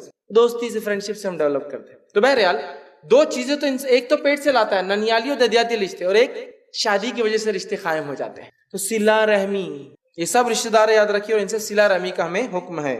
تو صلہ رحمی رزق کے اضافے کا، برکت کا سبب ہے. اس کے تعلق سے جو ہے صحیح بخاری کی روایت ہے، ابو ہریرہ رضی اللہ عنہ اس کے راوی فرماتے ہیں، کہتے ہیں آپ صلی اللہ علیہ وسلم فرما رکھا جو شخص اپنے رزق میں کشادگی، روزی میں زیادتی، کشادگی، بڑھوتری چاہتا ہے، اپنی عمر میں اضافہ چاہتا ہے، رزق میں زیادتی، عمر میں اضافہ، تو وہ فرماتے ہیں وہ صلہ رحمی کرے. وہ صلہ رحمی کرے جو کیا کیا چاہتا ہے؟ رزق میں زیادتی، کشادگی، زیادہ رزق ہونا، ٹھیک ہے، اور عمر میں جو ہے زیادتی، اضافہ چاہتا ہے، تو کیا کرے؟ پھر وہ صلہ رحمی کرے، رشتوں کو قائم رکھے. اسی طرح جو انس بن مالک رحمہ اللہ فرماتے، بخاری کی روایت ہے، یہی الفاظ ہے، جو شخص یہ چاہتا ہے کہ عمر زیادہ ہو اور رزق میں اضافہ ہو، صلہ رحمی کر رشتوں کو قائم کرے. اب ہمارے پاس تو معاملہ الٹا ہے، رشتے قائم کر دو پیسے چلے جاتے ہیں تو ہم رشتے توڑ دیتے ہیں. ہم تھوڑا پیچھے جاتے ہیں پاسٹ میں. زمانہ اور حال یہ تھا کہ پیسہ اتنا عام نہیں تھا. آج مہنگائی بھی ہے تو پیسہ بھی اتنا عام ہے. مہنگائی جتنی زیادہ ہے تو آج پیسہ بھی اتنا زیادہ ہے. ایک زمانہ تھا، سب کو یاد ہوگا، کہ گھر میں آپ کے والد یا آپ کی تایا، آپ کے چچا یا آپ کے ماموں، ایک آدمی کام کرنے والا، اور پورا کھٹلا اور کنبا کا کنبا اس پہ ڈیپینڈ. ماموں اپنی بھی شادی کر لے رہے خود بیچارے کما کر، اپنے بھانجوں کی شادی بھی ان پہ ڈیپینڈ، بھانجیوں کی شادی بھی ان پہ ڈیپینڈ، ان کے بھتیجوں کی شادی بھی ہمارے ماموں بیچارے کر رہے، اور ان کے رشتہ داروں کی بھی، ان کے بھی، اور ان کے بھی، اور پڑوسی کی شادی کی بھی ان کو فکر لگی ہوئی، دور دراز کے ان کے بھی رشتہ دار، یہ بھی آ کے رہتے، وہ بھی آ کے رہتے، ان کو بھی سنبھال رہے، ان کو بھی سنبھال رہے، سب کچھ ہو رہا تھا. کمانے والا ایک، ڈیپینڈنٹ 10 12 15 سب اچھی زندگیاں گزار رہے تھے. اب ہمارا معاملہ کیا ہے؟ ہم دو، ہمارے دو، اور اس میں بھی فگر 5 اور 6 فگر کی انکمز، لیکن ہم دو، ہمارے دو کوئی نہیں پڑتی. اور جب وہ ایک ڈیپینڈنٹ 10 پھر بھی زندگی گزر گئی، حالات گزر گئے، اچھے سب ہو گئے، اور آج بھی لوگ یاد کرتے جب جو فائدہ اٹھائے نا، آج تو دیکھنے کو بھی نہیں ملتی وہ چیزیں. یہ حالات تھے. صلہ رحمی بہت زیادہ تھی نا. ارے نہیں وہ دور کے رشتہ دار ہے لیکن کرو ان کی مدد، لاؤ رکھ لو کہیں تو پڑوس رکھو. صلہ رحمی بہت تھی تو بہت جلدی جلدی ان کو ریٹرنز مل جاتے تھے اس کے. اس لیے میں نے کہا نا صلہ رحمی کا. آگے آئی روایت مسند احمد کی روایت، جامع ترمذی میں حدیث آتی ہے. آپ نے فرمایا، ابو ہریرہ رضی اللہ عنہ سے راوی کہتے ہیں اپنے قرابت داروں کے تعلق سے معلومات حاصل کرو تاکہ صلہ رحمی کر سکو. اپنے رشتہ دار خاندان والوں کے تعلق سے معلومات حاصل کرو تاکہ تم ان سے کیا کرو؟ صلہ رحمی کر سکو. بلا شبہ صلہ رحمی سے خاندان میں محبت، مال میں کثرت، خاندان میں محبت، مال میں کثرت، زیادتی کے لفظ، برکت کے لفظ نہیں ہے. زیادہ ہونا نا، زیادہ کا بھی معاملہ ہے یہاں، صرف برکت والا نہیں، زیادہ ہے. تو مال میں کثرت اور عمر میں اضافہ ہوتا ہے. 3 فائدے صلہ رحمی کی فائدے: ایک، رشتوں میں محبت، مال میں کثرت، عمر میں زیادتی. 3 فائدے اٹھانا ہے، صلہ رحمی کرنا ہے، ہم کو یاد رکھیے. اور مسند احمد کی روایت ہے، علی بن ابی طالب رضی اللہ عنہ فرماتے ہیں کہ نبی اکرم صلی اللہ علیہ وسلم فرما کہا، جو شخص اس بات کو پسند کرتا ہے کہ اس کی عمر میں اضافہ، اس کے رزق میں وسعت، عمر بڑھے، رزق زیادہ ہو، اور اس سے بری موت دور کر دی جائے، تو صلہ رحمی کرے. دوسرے 3 فائدے. بری موت ایک ایڈ ہو گیا پہلے 3 کے ساتھ. بری موت سے بچنا ہے، عمر میں زیادتی چاہتے ہو، اور اسی طرح جو مال میں، تو کیا کرنا ہے؟ صلہ رحمی کرنا. یاد رکھیے، اس لیے کہ صلہ رحمی کی بڑے فائدے ہیں. جامع ترمذی کی روایت ہے، نبی اکرم صلی اللہ علیہ وسلم فرمایا، ابو بکر رضی اللہ عنہ کے راوی فرماتے اور کہتے ہیں تمام نیکیوں میں نے کہا نا سب سے جلدی کیش ہوتی ہے نیکی، تمام نیکیوں میں سب سے زیادہ جلدی ثواب اگر کسی نیکی کا ملتا ہے تو وہ صلہ رحمی ہے. تمام نیکیوں میں انسان جو کرتا ہے، سب سے ارلیسٹ جس کا بدلہ ریٹرن اللہ دنیا میں دیتا کیا ہے؟ صلہ رحمی، رشتوں کو جوڑنا. آج ہمیں رشتوں کو کاٹ دیا نا، تو دیکھیے اس کی وجہ سے رزق میں بھی کمی ہوگی. فگرز تو بڑھتے جا رہے ہیں, 10 ڈیجٹ جو ہے 5 ڈیجٹ اور 6 ڈیجٹ کے سیلریز بھی ہے لوگوں کی, مطلب 10,000 سے اوپر اور 1 لاکھ سے اوپر بھی ہے, لیکن برکت نظر نہیں آتی. وہاں برکت چھن گئی. اور جہاں یہ ہے وہاں کم مال ہے, لیکن آج بھی ایسے بڑے بڑے کارنامے, ایسے بڑے کام ہو جاتے, اس کی کوئی انتہا نہیں. تو صلہ رحمی کرنے کی سخت ضرورت ہے. آپ نے فرمایا اپنے رشتہ داروں کو ڈھونڈو, تلاش کرو کہاں ہے, تاکہ صلہ رحمی کر سکو. اور جو ہے صلہ رحمی جو ہے صرف مال میں نہیں, بہت سارے اور فائدے, وقت نہیں, بہرحال انشاءاللہ عزیز جو ہم کبھی صلہ رحمی کے تعلق سے اور تفصیلات دیکھیں گے. اسی طرح 5ویں چیز جو کرنا ہے رزق میں اضافے کے لیے وہ کیا ہے کہ اللہ تعالیٰ کی راہ میں خرچ. اللہ تعالیٰ کی راہ میں خرچ, یہ کس کے لیے بول رہا ہوں؟ رزق میں اضافے کے لیے. آپ بولیں گے آپ تو خرچ کی بات کر رہے, کم ہو جا رہے ہیں یہاں. تو نہیں, یہ رول ہی ایسا, تھوڑا یہ اصول الگ ہے, تھوڑا سا اسلام کا اصول الگ ہے. 2 تو زیادہ ہوتا. جس کو ایک صاحب نے مجھے ایسا سمجھایا تھا, اچھی مثال دی تھی. انہوں نے کہا کہ جو ہے ایک آدمی ایک ذات ہے جو دوسروں کو دیتی ہے. سمجھ لیجیے پانی کا مثال دی تھی انہوں نے, کہ ایک شخص ہے جو دوسروں کو پانی دیتا ہے. اب ہوتا یہ کہ ایک آدمی ہے جس کا ہاؤس ہے وہ فل دکھتا ہے, اور ایک آدمی جس نے اپنے ہاؤس میں 10 نل لگا دیے, تم بھی لے لو, تم بھی لے لو, تم بھی لے لو. تو جو پانی دینے والا ہے وہ کیا کرتا ہے, دیکھتا ہے اس کی ٹانکی خالی ہوتی ہے, تھوڑی بولتا ہے اس کو دیتے جاؤ, اس کی ٹانکی خالی ہوتی جاتی ہے اس کی. اور جس کی ٹانکی فل رہتی ہے, چونکہ نل ایک ہی ہے, خود کے لیے رکھتا ہے, تو وہ دینے والا بولتا ہے پانی ضرورت نہیں اس کو, اس کی خالص نہیں ہوتی, دینے کی کیا ضرورت ہے, ٹانکی میں نل نہیں نکالتا نہیں پانی, دینے کی بھی کیا ضرورت ہے. جو ہے وہ بھی خراب ہو جاتا, پانی چڑھ جاتا اس کا, اور جو استعمال کرتا جاتا اس کا پانی بھی. ایک آپ لوگ جو کھیتی باڑی سے یا کھیتی باڑی سے تعلق نہیں بھی ہے تو ایک عام ہے, وہ کنواں ہے, ارے بند مت رکھو, کنواں بند ہو گیا تو کیا ہوتا, پانی بہت زیادہ آتا, پھر ابلتا, بند ہو جاتا پانی آنا. بورنگ کو اگر خالی نہیں کرے, روز استعمال نہیں کرے تو پانی بند ہو جاتا نا. تو انکم کا ہی معاملہ اسلام میں ویسی ہے, وہ زیادہ جب تک نہیں ہوتی جب تک باہر نکلتا نہیں, ان جب تک زیادہ نہیں ہوں جب تک آؤٹ زیادہ نہیں ہے آپ کا, سمجھ رہے. اور الحمدللہ یہ جتنے 10 نکات جو میں آپ کے سامنے رکھ رہا ہوں, ہر نقطے پہ میرا ایک مکمل درس ہے. ہر نقطے کے اوپر جتنے اب تک لیا ہوں پورے جو 10 لوں گا, پوروں پہ کمپلیٹ لیکچر ہے. صلہ رحمی پوری تفصیلات, اللہ کی راہ میں خرچ, پچھلے رمضان ہم نے پہلا لیکچر لیا تھا, پوری تفصیلات, کیا اس کے فائدے. ابھی رزق کے تعلق سے دیکھ رہے ہیں تو جو ہے اللہ کی راہ میں خرچ کرنے سے مال بڑھتا ہے. خرچ کرنے کا معنی کیا ہے, میں سمجھتا ہوں زیادہ سمجھانے کی ضرورت نہیں. خرچ کرنے کا معنی یہ ہے کہ لوگوں کی, مسکین کی, مسافروں کی, سائلین کی, رشتہ داروں کی, مصیبت زداؤں کی, پریشان حال لوگوں کی, غریبوں کی, مانگنے والوں کی, مسافروں کی مدد کرنا مال کے ذریعے, اس کو کہتے ہیں خرچ. بہت سمپل ٹرم ہے, کو بہت زیادہ ایکسپلینیشن کی ضرورت نہیں. تو اللہ کی راہ میں خرچ کرنا یہ مال میں بڑھوتری, زیادتی کا بہت بڑا ذریعہ, یاد رکھیے. اور خرچ کے باعث جو رزق بڑھتا ہے اس کے دلائل آئیے سورہ سبا سورہ نمبر 64 آیت نمبر 39 میں اللہ فرماتا ہے اور کہتا ہے وَمَا أَنفَقْتُم مِّن شَيْءٍ فَهُوَ يُخْلِفُهُ وَهُوَ خَيْرُ الرَّازِقِينَ, کہ تم جو کچھ خرچ کرو گے اللہ کی راہ میں, اللہ ضرور اس کو پلٹا کر رہے گا تمہارے طرف, اور وہ خیر رزق دینے والا ہے. جو تم اللہ کی راہ میں خرچ کرو گے اللہ کیا کریں گا, اس کو واپس ریٹرن دیں گا, تم کو پلٹا کر دیں گا. یخلفہ, واپس پلٹائیں گا. اور جو خلاف کہتے ہیں الٹی سے, مطلب جدھر سے چیز آ رہی ہے اسی کی سمت میں چلنا, وہ اس کی مخالفت ہو جاتی ہے. سمجھ رہا, ایک چیز ایسی چل رہی ہے دوسری ایسی آ جائے, مخالفت. یخلفہ, اللہ پلٹانے والا ہے اگر تم اس کی راہ میں خرچ کرو گے. واللہ خیر الرازقین, اللہ خیر رزق دینے والا ہے. ٹھیک. اسی طرح جو ہے ابن کثیر رحمہ اللہ اس کی تفسیر میں لکھتے اور کہتے ہیں تم جو بھی خرچ کرو گے اللہ دنیا اور آخرت میں اس کا بدلہ ضرور دیں گا. یہ معنی یخلفہ کا, دنیا اور آخرت میں دونوں میں اس کا بدلہ ملے گا. کس چیز کا, خرچ کرنے کا. اسی طرح جو ہے, اور یہ یاد رکھیے اللہ کا وعدہ ہے, اور یاد رکھیے خرچ کرنا ایک بڑی اہم صفت ہے. اس سے انسان نے بہت اچھی خصائل, اچھی صفتیں, اچھی عادتیں پیدا ہوتی ہے. اس لیے کہ مال جمع کرنا انسان میں حسد, بغض, کینہ, تکبر, اسی طرح ظلم, زیادتی, اور جس سماج میں مال خرچ نہیں ہوتا وہاں خون خراب عام ہوتا ہے. اور جہاں مال دیا جاتا ہے, خرچ کیا جاتا ہے, وہاں محبت, الفت, ایک دوسرے کے ساتھ رہنا لوگ پسند کرتے ہیں, میل جول, یہ عام ہوتا ہے, یاد رکھیے. لیکن آج معاملہ یہ ہے چونکہ ہم ایک ایسے سماج میں رہتے ہیں جو لوٹ کھسوٹ اور بس جمع کرنے والا سماج ہے, دینے کا مزاج نہیں, تو لہٰذا خرچ کرنے کے فائدے کبھی نظر بھی نہیں آتے. خرچ کرنے کے فائدے نظر بھی نہیں آتے. لیکن ایک بات یاد رکھیے, وہ قومیں جو خرچ کرتی ہے نا, ان کو کبھی دیکھیے ادھر خرچ کرتے ہیں اس سے زیادہ آ بھی جاتا ہے ہم کے. جس نے خرچ کرنے کا مزاج بنا لیا, ادھر سے نکلا نہیں کہ ادھر ڈراپ آؤٹ نہیں ہوتا, ادھر ڈراپ ان شور ہو جاتا ہے اس کا.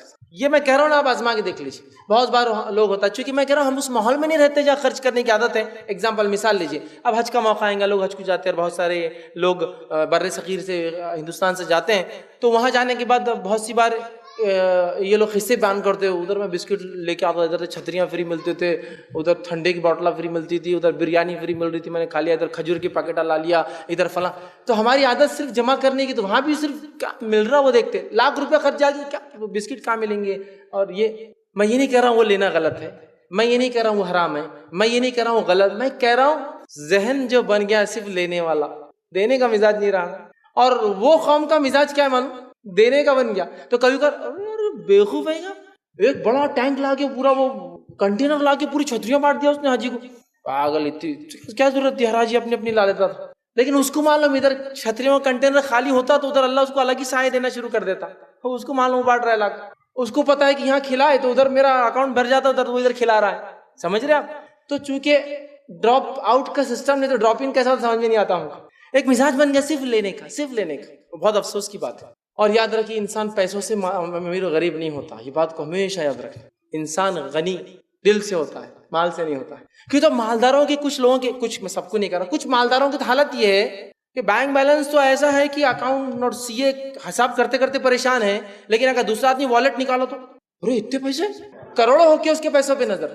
ارے میرے بھائی تیرے پاس تو سی اے، وہ ٹھیک ہے لیکن اس کے پاس، مطلب اپنے اکاؤنٹ کو تو سنبھالنے کو سی اے لگے لیکن دوسرے کے روپیے پہ اس کی نظر ہے. اور جو دل سے غنی ہوتا ہے نا، جتنا ہے خرچ کر دیا بس ختم ہو گیا، اللہ نے اس کو دیا وہ کر رہا ہے، میرا دیا کرو، مجھے کوئی پرواہ نہیں کون کیا کرتا ہے، اس کی نظر نہیں کسی پہ. تو غنی انسان دل سے ہوتا ہے، مال سے نہیں ہوتا. یہ بات یاد رکھیں، مال سے انسان غنی مالدار نہیں ہوتا ہے. اصل غنا جو ہوتی نا، غنا نفس، وہ دل سے انسان غنی ہوتا ہے. تو بن جائیے دینے والے. اور جب دینے والا مزاج بنتا ہے نا تو آتا کیسا ہے وہ محسوس ہونا شروع ہو جاتا ہے. وہ ویسے نہیں ہوتا جب تک دیں گے نہیں آپ. نہیں یار پہلے کسی کا اگزامپل دیکھ لیتے آپ، تم کتنا خرچ کرتے بھیا، آ رہا کہ نہیں آ رہا تمہارا، تو میں بھی ذرا پھر شروع کرتا.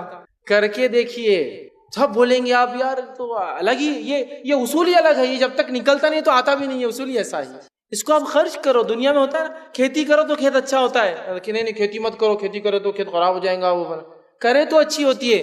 نہیں گاڑی زیادہ مت چلاؤ، ٹائر گھس جاتے نا اس کے. ارے چلیں گے تو اچھا، کھڑے رہیں گے تو جب بھی 2 مہینے میں خراب ہوتے کھڑی گاڑی کے، اور چلنے والی گاڑی کے 2-4 لاکھ چلتے کلومیٹر ہے نا، لیکن کھڑی گاڑی کے 2 مہینے میں کٹ جاتے ہیں ٹائر. کچھ اصول دنیا میں ہے نا ایسے، استعمال کرو، پیسہ نکالو تو پیسہ آتا ہے. یہ اصول ہے خرچ کرنا. یہ ہمیں سمجھ میں نہیں آتا چونکہ شیطان بولتا خرچ مت کرو. خرچ کرے تو اصول کے حساب سے تو خرچ کرے تو کم ہو جا رہے. 10 تھے 5 دیتے تو کتنے بچے؟ 5 ہی بچے. تو اصول کے حساب سے کم ہو رہا ہے. اصول الٹا ہے. یہ 5 جو خیر لائیں گے، جو گئے وہ بچے 5 اتنا نہیں لانے والے، ہو سکتا ہے 50 لے کے آئیں گے ادھر سے. یہ رول یاد رکھیے، اس چیز کو سمجھیے. اور کیوں نہ ہو، صحیح مسلم کی روایت ہے، ابو ہریرہ رضی اللہ عنہ اس کے راوی اس حدیث کے، آپ صلی اللہ علیہ وسلم فرمایا اور کہا، یا ابن آدم، اللہ فرماتا ہے، حدیث قدسی ہے، یا ابن آدم، اے آدم کی اولاد، انفق، تو خرچ کر، انفق علیک، میں تجھ پر خرچ کروں گا. اللہ فرما رہا ہے، اے ابن آدم تو خرچ تو کر دیکھ، میں تجھ پر خرچ کروں گا. اب کون بول رہا ہے خرچ کرنے کا اور کون بول رہا ہے میں تجھ پر کروں گا؟ بتائیے. اگر مجھے سمجھ لیجیے کوئی انسان ہے جو بہت مالدار ہے، وہ بول رہا تم خرچ کرو، اس کا بدلہ میں دوں گا، تو مجھ پر نہیں ہے، وہ بہت بڑا آدمی ہے، جتنا کر رہے اس سے زیادہ ہی دینے والا ہے. سوچتے ہیں نا ایسے. دنیا کا سب سے مالدار انسان آپ سے کہے خرچ کرو میں دوں گا، تو آپ بولیں گے یار یہ تو سب سے مالدار ہے، کچھ نہیں تو ایک چھوٹا موٹا بنگلہ پلاٹ تو ایک دے ہی دیتا ہی ہے، ٹھیک، تو اس کے حساب سے خرچ ہو رہا ہے. اللہ کہہ رہا ہے، یا ابن آدم، اے آدم کی اولاد، اے آدم کے بیٹو، اے آدم کے بچوں، اے انسانوں، انفق، خرچ کر جتنے تیرے پاس ہے، انفق علیک، میں تجھ پر خرچ کروں گا، میں تجھ پر خرچ کروں گا. اندازہ لگائیے، اللہ تعالیٰ کہہ رہا ہے. تو ذرا کبھی آزما کے دیکھیے، ایسا اصول بنائیے دینے کا، پھر پتہ چلے گا آتا کیسا. ویسے نہیں سمجھ میں آئے گا کیسا آتا، چونکہ حساب کے سے کم ہو رہا ہے. 10 میں سے 5 گئے تو 5 کم آ رہا ہے حساب.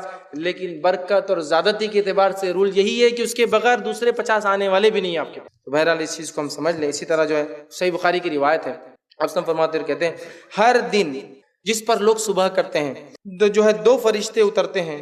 ایک دعا کرتا ہے، اللہ خرچ کرنے والے کے مال میں اضافہ کر اور اسے بہترین بدلہ دے. اور دوسرا کہتا ہے، اللہ ہلاک اور برباد کر دے اس کو جو مال کو خرچ نہیں کرتا اور جمع کر کر کے رکھتا ہے. 2 فرشتے آتے، ایک دعا دیتا ہے، دوسرا بددعا دیتا ہے. بحقی کی روایت ہے، ابو ہریرہ رضی اللہ عنہ فرماتے ہیں، جو آپ صلی اللہ علیہ وسلم نے بلال رضی اللہ عنہ کو فرمایا اور کہا، اے بلال خرچ کر اور عرش والے سے تنگی محسوس مت کر. خرچ کرتے رہتے، عرش والے سے کمی کی امکان مت رکھ، بس تو دیتے جا، عرش والا تجھے لوٹا کر دینے والا ہے وہ چیز. ٹھیک، صحیح مسلم کی روایت ہے، ایک شخص کھیتی کر رہا تھا اور دوسرا شخص دور سے آ رہا تھا. وہ آ رہا تھا تو بادل سے ایک آواز ہے، بادلو اس کے کھیت پہ برس جاؤ. وہ شخص بڑا حیران ہوا، بادل سے ایسی آواز آنا تعجب کی بات ہے، یہ صحیح روایت صحیح مسلم کی۔ وہ شخص چلا چلا چلا اور آواز بھی نام بھی لیا گیا۔ جب ایک کھیت میں گیا تو بادل ایک پتھر پر برسا، پتھر سے پانی جمع ہوا اور ایک نالی بنی، اور وہ جو آدمی کھینچا تھا نا کھیت میں نالی، اس میں جمع ہو گیا اور اسی کھیت میں چلا گیا۔ کس کے کھیت پہ نہیں برسا؟ وہ شخص نے کہا، اے شخص تو کیا کرتا ہے؟ میں نے بادل سے آواز سنی، تیرے کھیت پر باری برس نہیں گئی، تیرا نام کیا؟ تو کہا میرا نام فلاں۔ تو کہا تیرا نام تو میں نے آواز سنی بادل میں، تو کیا کرتا ہے مجھے بتا، یہ پانی اسپیشل برس رہا تیرے لیے اور کھیت میں آ رہا تیرے، کیا کرتا ہے؟ تو کہا اب جب تم نے سنی لیا ہے تو چلو میں بتا دیتا ہوں۔ تو کہا جب میں کھیتی کرتا ہوں تو کھیتی کے جو اناج آتا ہے 3 حصے کرتا ہوں۔ پہلا حصہ 1/3 33.33%، 1/3 ایک تہائی خرچ کر صدقہ کر دیتا ہوں، 1/3 اپنے لیے اٹھا کے رکھتا ہوں، ٹھیک ہے، اور 1/3 واپس ری انویسٹ بزنس میں ڈال دیتا ہوں۔ 1/3 اپنے ایکسپینسز کے لیے، 1/3 لوگوں میں صدقہ، اور 1/3 واپس بزنس میں ری انویسٹمنٹ۔ تو جس کے نتیجے میں اللہ تعالیٰ میرے لیے اسپیشل بارش برساتا ہے یہ والی۔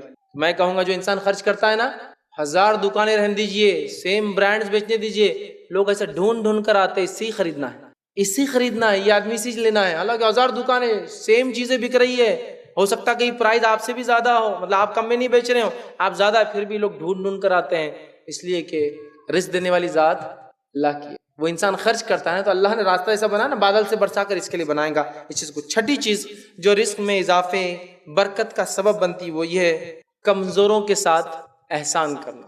ایسے مال خرچ کرنے میں یہ چیز ہو سکتی ہے، لیکن اس کو الگ سے رکھ رہا ہوں چونکہ الگ سے اس کے تعلق سے حدیث آئی ہے۔ کمزوروں پر خرچ کرنا، صحیح بخاری کی روایت ہے، حضرت سعد فرماتے رضی اللہ عنہ، ایک بار ان کو ایسا خیال آیا، سوچنے لگے بیٹھے بیٹھے، شاید جو کمزور لوگ ہیں نا ان پر ہماری برتری ہے، کچھ تو بھی ہم افضل ہے۔ اور کمزور سے مراد غریب، مسکین، بے سہارا، لاچار، معذور، یتیم، بیوہ، کمزور، سوسائٹی کا کمزور طبقہ، اکنامیکلی ویک ہو سکتا ہے، ایجوکیشن کے اعتبار سے ویک ہو سکتا ہے، یا اسی طرح فائنینشیل ویک ہو سکتا ہے، کمزور لوگ، ٹھیک ہے، یا پھر فزیکلی ہو سکتا ہے ویک، کہ لنگڑے، لولے، اندھے، بہرے، کانے، بہت سے لوگ ہوتے ہیں، ٹھیک ہے۔ تو ان صحابی کو ایسا لگا کہ ہم افضل ہیں ان سے، شاید اللہ نے سب کچھ دیا۔ تو آپ صلی اللہ علیہ وسلم نے جب یہ بات سنی تو کہا سعد ادھر آؤ، اور کہا کہ لوگوں پر ہمیں برتری حاصل ہونے جب سوچا تو آپ نے فرمایا اور کہا تمہاری مدد صرف تمہارے کمزوروں کی وجہ سے کی جاتی ہے، تمہاری مدد، ہیلپ، سہایتا صرف تمہارے کمزوروں کی وجہ سے کی جاتی ہے، اور انہی کی وجہ سے تمہیں رزق دیا جاتا ہے، اور انہی کی وجہ سے تمہیں رزق دیا جاتا ہے۔ کمزور سماج کے، غریب ہے، کیوں غریب؟ وہ آپ کی وجہ ہے رزق دینے کی، چونکہ آپ اس پہ خرچ کرتے ہیں، ہمارا رب خوش ہوتا ہے اس خرچ سے، لوٹا کر ہمیں دیتا ہے۔ سمجھ رہے ہیں بات کو؟ کمزور طبقہ، مالی کمزوری، جسمانی کمزوری، لولے، لنگڑے، لاچار، اپاہج، بہت شرم کی بات ہے مسلمانوں، اس چیز کو سمجھو کہ تمہارے سماج کے لولے، لنگڑے اور اندھے اور بہرے ہیں، لیکن تم نے کوئی نظم بھی آج تک ان کے لیے قائم نہیں کیا۔ ان کی سائیکل جو 3 چاکی ہوتی وہ بھی پتہ نہیں کوئی غیر مسلم تنظیم ان کو ڈونیٹ کرتی ہے۔ کیا فرمایا اللہ کے رسول؟ تمہیں تمہارے کمزوروں کی وجہ سے مدد، نصرت، ہیلپ، سپورٹ ملتا ہے اللہ سے، اور دوسرا کیا ہوتا ہے؟ تمہیں رزق دیا جاتا ہے، یاد رکھ، رزق دیا جاتا ہے۔ کتنی اہم بات ہے، یاد رکھ، بہت اہم بات ہے، یاد رکھ، اس چیز کو ہم سمجھنے کی کوشش کریں۔ تو تمہیں رزق آپ صلی اللہ علیہ وسلم فرما رہے کس کی وجہ سے دیا جاتا ہے؟ تمہارے کمزوروں کی وجہ سے رزق دیا جاتا ہے، مدد، نصرت کی جاتی ہے۔ اور ہم لوگ سمجھ رہے کہ کمزور اگر آپ کے گھر میں ہے، ذہنی، جسمانی، خاندان میں مالی مدد کیجئے، ان کی وجہ سے رزق بڑھتا ہے، دیا جاتا ہے، عطا کیا جاتا ہے، ہمیں سپلائی کیا جاتا ہے۔ نصرت، مدد بھی یاد رکھی جڑی ہوئی ہے کمزوروں کی مدد سے، کمزوروں کی مدد سے اللہ کی نصرت بھی جڑی ہے، مدد بھی جڑی ہے، اور ان کے دینے سے ہمارے رزق میں زیادتی بھی جڑی ہے۔ دینا چاہیے، یاد رکھیے کتنی بڑی بات ہے جو ہے کمزوروں کی مدد۔ کمزور میں سب کچھ آ جائیں گے، یاد رکھیے، سب کچھ۔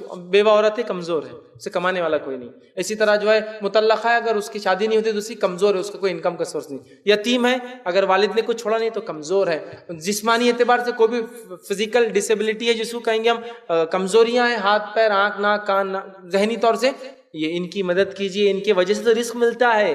جن کے گھر میں ایسے لوگ ہیں ان کو پتا ہے اس سے کیا روزی روٹی ملتی ہے ان کو، یہ بڑی اہم بات ہے۔ اس چیز کو نبی اکرم صلی اللہ علیہ وسلم نے سمجھایا۔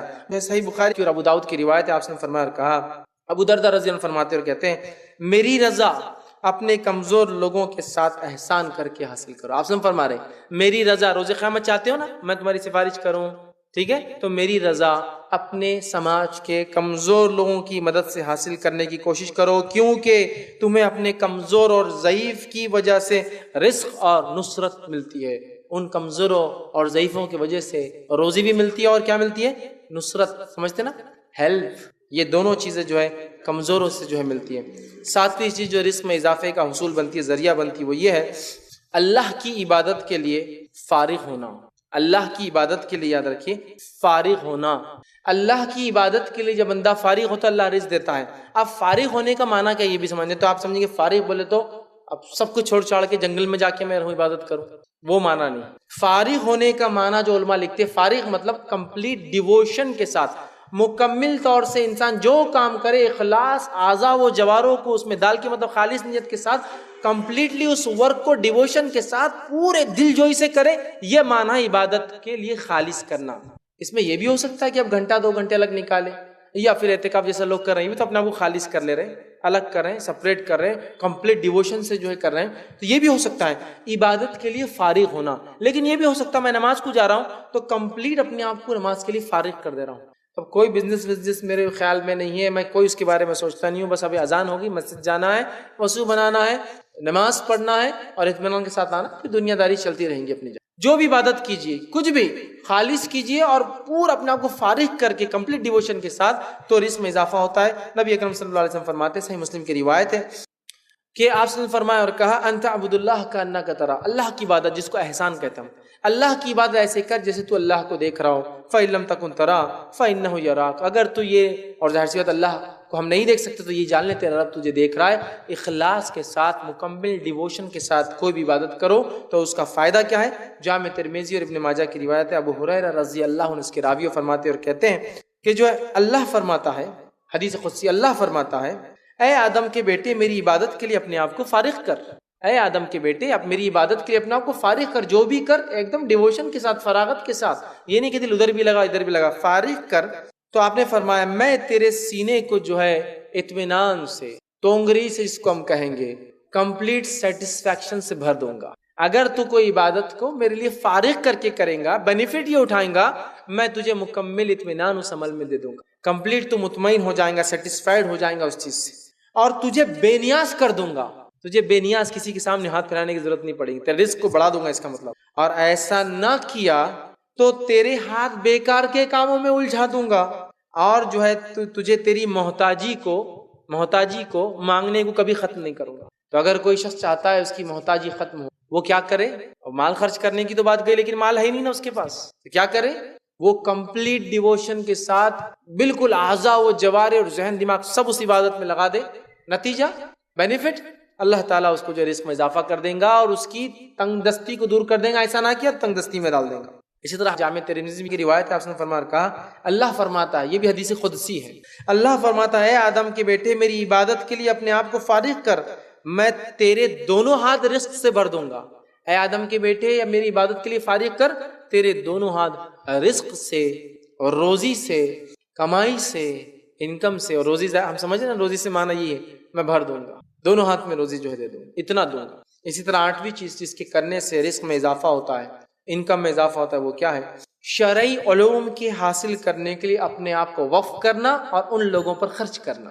علوم شرعیہ کے لیے اگر کچھ لوگ اپنے آپ کو وقف کرتے ہیں، ڈیووٹیڈ کر دیتے ہیں، ایسے لوگوں، ایسے انڈیویجولز پہ بھی خرچ کرنے سے رزق میں اضافہ ہوتا ہے۔ مثال کے طور پر کسی گھر میں 4-5 بھائی ہیں، 2 بھائیوں کو ہم سوچتے ہیں کہ چلیے ہم عالمیت کرا دیتے ہیں، شرعی علوم کے لیے وقف کر دیتے ہیں، تو 3 بھائیوں کا کام ہے اپنی کمائی میں سے ضرور ان کو دے، اس لیے کہ ان پہ خرچ کرنا تمہارے رزق میں اضافے کا ذریعہ بن جائے گا۔ کہ حدیث کے الفاظ اس طرح سے ہیں، جامع ترمذی کی روایت ہے، حاکم میں بھی روایت ہے، انس بن مالک رضی اللہ عنہ فرماتے ہیں 2 بھائی تھے، ایک بھائی یہ کرتا کہ بزنس چھوڑ دیتا اور بھاگ کر آپ کی مجلسوں میں آ کے بیٹھ جاتا اور آپ صلی اللہ علیہ وسلم مسئلے مسائل دین کا علم سیکھتا، اور دوسرا بھائی بزنس پر بیٹھتا۔ نتیجتاً یہ بھائی کا انکم کم ہوتی جا رہی تھی، چونکہ جا کر وقف کر دیا تھا اپنے آپ کو، اور اس کا نتیجہ یہ ہوا کہ ایک بھائی پہ پریشر زیادہ آ رہا تھا، چونکہ اس کو محنت زیادہ کرنی پڑی تھی۔ تو وہ آیا اور کہا اللہ کے رسول، میرا ایک بھائی بار بار بھاگ کے آتا ہے، آپ کی مجلسوں میں بیٹھ جاتا ہے، شرعی علوم حاصل کرتا ہے، وہ انکم کم ہوتی جا رہی ہے اس کی، اور پورا پریشر میں اس پہ بزنس کا ہے۔ تو نبی اکرم صلی اللہ علیہ وسلم نے کیا جواب دیا اس کو پتا ہے؟ آپ نے فرمایا کہا، شاید تجھے اسی کی وجہ سے رزق دیا جا رہا ہے، تم آ کے کمپلین کر رہے ہو کہ وہ میرے مجلس میں بیٹھتا ہے، شرعی علوم کے لیے اپنے آپ کو وقف کر دیتا ہے، حالانکہ وہ صحابی کمپلیٹلی ادھر نہیں بیٹھتے تھے لیکن کم بیٹھتے تھے اپنے بھائی کے مقابلے میں. تو کہا تجھے جو رزق مل رہا ہے نا تو تیرے بھائی کے اس عمل کی وجہ سے ہی مل، تجھے جو رزق دیا جا رہا ہے شاید وہ اسی کے عمل سے ہے. مطلب کتنا اہم عمل ہے کہ اگر شرعی علوم کے لیے ایک آدمی اپنے کو وقف کرا ہے دوسرے لوگ اس کی ضرور مدد کرے، اس لیے کہ وہ خرچ کرنے سے اس کے رزق میں اضافہ ہوتا ہے. تو ایسے لوگ اگر آپ کیا سو ذہین عقل مند جو دین کا علم رکھتے ہیں، چونکہ اب کمانے میں جائیں گے تو پھر وہ اپنے صلاحیتوں سے بیکار ہو جائیں گے، مطلب وہ یہ چیز نہیں کر پائیں گے، کمانے میں لگ جائیں گے. وقف کیجئے، ان کو اپنا مال خرچ کیجئے، ان کو لگائیے اس کام میں، دیکھیے اللہ آپ کو رزق دے گا. اس لیے کہ یہ بھائی آئے تھے کمپلین کرنے کہ ان کی وجہ سے انکم کم ہو رہی ہے، آپ نے فرمایا شاید تجھے جو ملتا ہے نا وہ اسی کی وجہ سے ملتا ہے، چلو واپس جاؤ، اور وہ خاموشی سے چلے گئے. سمجھ گئے؟ تو آپ دیکھیے کہ یہاں شرعی علوم کے لیے جو اپنے آپ کو وقف کرتا ہے اس پہ خرچ کرنا مال بڑھنے کا باعث ہے. 90 چیز 9 پوائنٹ جس سے مال میں اضافہ ہوتا ہے، برکت آتی، وہ یہ ہے اللہ کی راہ میں ہجرت کرنے سے مال میں اضافہ ہوتا ہے. اللہ کی راہ میں ہجرت. اب اللہ کی راہ میں ہجرت کا معنی کیا ہے پہلے وہ دیکھ لیں. ہجرت کا معنی یہ ہے کہ دارالکفر سے یا ایسی جگہ سے جہاں مسلمانوں کو ان کے فرائض پر بھی عمل کرنے کی اجازت نہ ہو، دین پر عمل کرنے کی اجازت نہ ہو، اور اس ملک کو انہیں چھوڑنا پڑے اس وجہ سے کہ انہیں اسلام پر عمل کرنا ہے. تو دارالکفر سے، ایسے علاقے سے جہاں انہیں اسلام پر عمل نہیں کرنے دیا جا رہا ہے، وہ چھوڑ کر ایسی جگہ آتے ہیں، یا تو دارالسلام ہو، اسلام کا گھر ہو، امن، یا دارالامن ہو، ایسی جگہ ہو جو امن و امان والا معاملہ ہو، وہاں شفٹ ہوتے ہیں تو اسے کہتے ہیں ہجرت. جیسے مکہ میں جب عمل کرنے مسلمانوں کو نہیں دیا گیا تو مکہ چھوڑ کر ہجرت کر کر مدینہ گئے، دارالکفر سے دارالاسلام کی طرف، تو اسے کہتے ہیں ہجرت. تو ہجرت کرنے سے رزق میں اضافہ ہوتا ہے. اس تعلق سے اللہ رب العزت فرماتا ہے سورہ نساء سورہ نمبر 4 آیت نمبر 100 میں کہا، اللہ فرماتا ہے، کہتا ہے وَمَن يُهَاجِرْ فِي سَبِيلِ اللَّهِ يَجِدْ فِي الْأَرْضِ مُرَاغِمًا كَثِيرًا وَسَعًا. اللہ فرماتا ہے، کہتا ہے جو اللہ کی راہ میں ہجرت کرتا ہے تو اللہ اس کو زمین کے لیے، زمین میں اس کو بہت جگہ دیتا ہے اور اس کو وسعت اور کشادگی دیتا ہے. جو ہجرت کرتا ہے اللہ کے لیے، اللہ اس کو زمین میں بہت جگہ دیتا ہے. اللہ کی زمین بہت بڑی، یاد رکھی، کہیں نہ کہیں راستے نکل جاتے ہیں، تو اللہ اس کو زمین میں جگہ دیتا ہے. اور دوسرا کیا کرتا ہے؟ وسعت دے دیتا ہے. وسعت سمجھتے ہیں، یہاں وسعت سے علماء لکھتے ہیں ہر معنی کی کشادگی، ہر سینس میں کشادگی، زیادتی. تو مال کی کشادگی، اولاد کی کشادگی، تمام چیزیں. صحابہ کو اسلام پر عمل کرنے نہیں دیا گیا، مکہ سے نکلے، مدینہ ہجرت کر کے آئے، تمام قسم کی کشادگیاں آپ دیکھیے ان کو ملی. مال ملا، دولت ملی، زمین ملی، سلطنت ملی، ملک ملا، اسلامی اسٹیٹ قائم ہوا، کیا کچھ نہیں ملا. تو اللہ کی زمین بہت وسیع ہے، تو اس سے بھی مال میں اضافہ ہوتا ہے.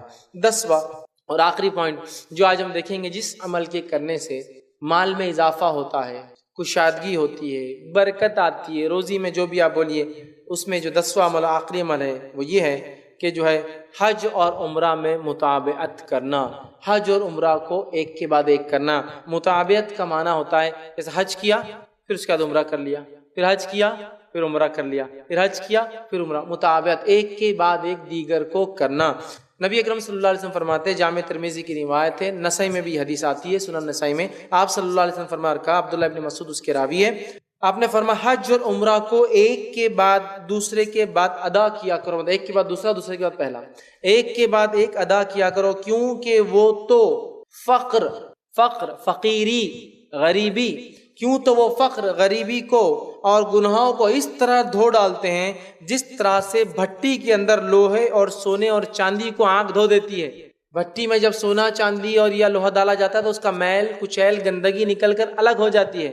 تو آپ فرما رہے ہیں جو شخص حج کے بعد عمرہ، عمرے کے بعد حج کرتا ہے، مطابقت کرتا ہے، اس کے نتیجے میں فقر، غریبی اور گناہ ایسے دھل جاتے ہیں جیسے بھٹی کے اندر سونا، چاندی اور لوہے سے میل کچیل الگ نکل جاتا ہے. تو یہاں دیکھیے آپ صلی اللہ علیہ وسلم نے حج کے بعد، آگے حدیث کے الفاظ اس طرح سے، میل کچیل کو دور کر دیتی ہے، اور حج مبرور کا ثواب تو جنت ہے. حج مبرور، وہ حج جو قبول ہو جائے، اس کا ثواب جنت ہے. تو اللہ نے اگر مال و دولت دیا ہے، اب کوئی انسان یہ سوچے میں تو خود غریب ہوں، حج کی طاقت نہیں ہے، مطابقت کیسے کروں؟ لیکن ایسے کئی مالدار اللہ نے دیا لیکن حج اور عمرہ نہیں کر رہے ہیں. کرے جس کو اللہ نے دیا ہے. دیکھیے آج ملینر ہے، کل بلینر بن جائیں گے آپ انشاءاللہ، کیونکہ آپ مطابقت کر رہے ہیں. اور بہت ساری بار لوگ بولتے رہے ایک کے بعد ایک دوسرے حج کرے نا، تو وہ دوسرے حج کرنے والے کو دل بولتا بہت بھمکانا، اس کو مارنا، اتنا فلاں ہے اور پھر بھی حج کر رہا ہے. دیکھیے حج ایک مستقل عبادت ہے، اور حج ایک ایسی جگہ ہے، مکہ شہر، جہاں بار بار لوگ جاتے ہیں اور آنے والی جگہ ہے وہ. تو یقین اللہ نے کسی کو دیا ہے تو وہ جا سکتا ہے، اس کو برا ہم کبھی نہ والے. بہت سے لوگ ہاں یہ الگ بات ہے کہ گھر میں بھکمری اور فقر کا یہ حال ہے کہ بھائی مر رہا ہے، دواخانے میں تڑپ رہا ہے، بیماری، تو پھر میں کہوں گا یار اپنے بھائی کی مدد کر، یہ بہت افضل عمل ہے۔ لیکن اللہ نے دے رکھا ہے، سب کچھ ہو رہا ہے، اس کے بعد ضرور جائے۔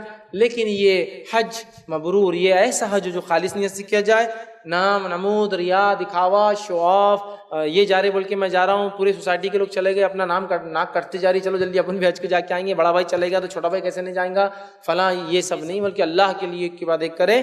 یہ فقر کو، غریبی کو، گناہوں کو ایسے دھو ڈالتے ہیں، نکال دیتے ہیں، جیسا آگ جو ہے لوہے اور چاندی اور سونے کے میل کچیل کو الگ نکال دیتا ہے۔ تو حج اور عمرہ میں مطابعت ہم کریں۔ تو آج ہم نے 10 اعمال دیکھے جس کے ذریعے رزق میں زیادتی ہوتی ہے۔ پہلا توبہ اور استغفار، دوسرا تقوی اللہ کا اختیار کرنا، تیسرا اللہ پر توکل کرنا، چوتھا صلہ رحمی کرنا، اس سے رزق بڑھتا ہے، پانچواں اللہ کی راہ میں خرچ کرنا، چھٹا کمزوروں کے ساتھ احسان کرنا، حسن سلوک کرنا، ساتواں اللہ کی عبادت کے لیے فارغ کرنا، آٹھواں اللہ شرعی علم کے لیے جو لوگوں نے اپنی زندگی لگا دی، وقف کر دی، ان پر خرچ کرنا، نواں اللہ کی راہ میں ہجرت کرنا، اور 10واں اللہ کی راہ میں مطابق حج اور عمرہ کرنا۔